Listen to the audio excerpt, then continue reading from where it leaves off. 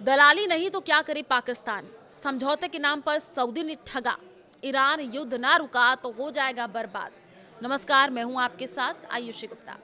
Pakistan Iran America युद्ध को रोकने की कोशिश कर रहा है, लेकिन इसका असली मकसद अपना फायदा बचाना है। एक रिपोर्ट के मुताबिक पाकिस्तान सऊदी अरब के साथ हुए गोपनीय सैन्य समझौते की वजह से युद्ध में फंसने का खतरा महसूस कर रहा है। इससे वो शांति बनाकर खुद को बचाना चाहता है।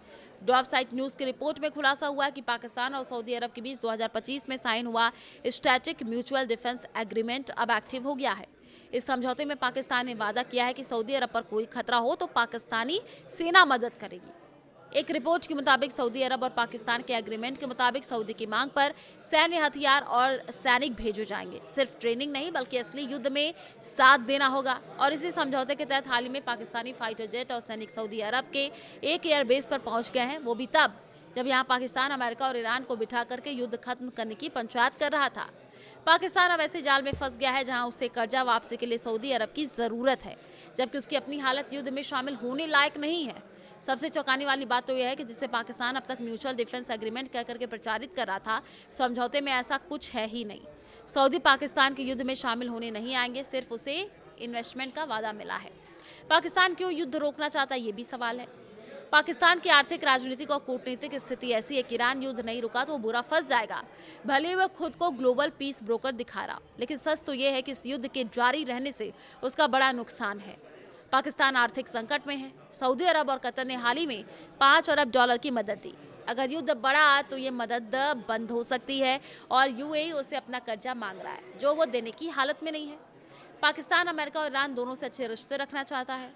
युद्ध में फंसने से दोनों तरफ नुकसान होगा।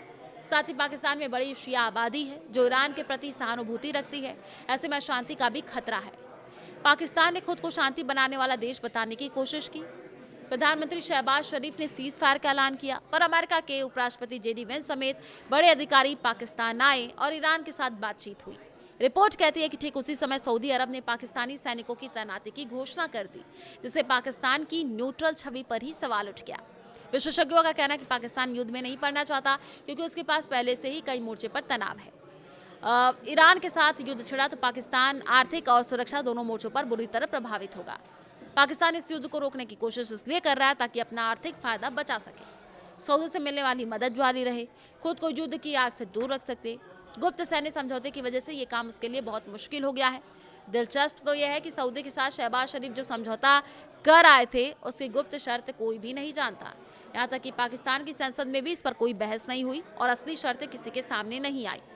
पाकिस्तान के अंदर तो ये भी आवाज़ें उठ रही हैं कि समझौते के बाद सऊदी का कोई बड़ा इन्वेस्टमेंट भी अभी तक नहीं आया है।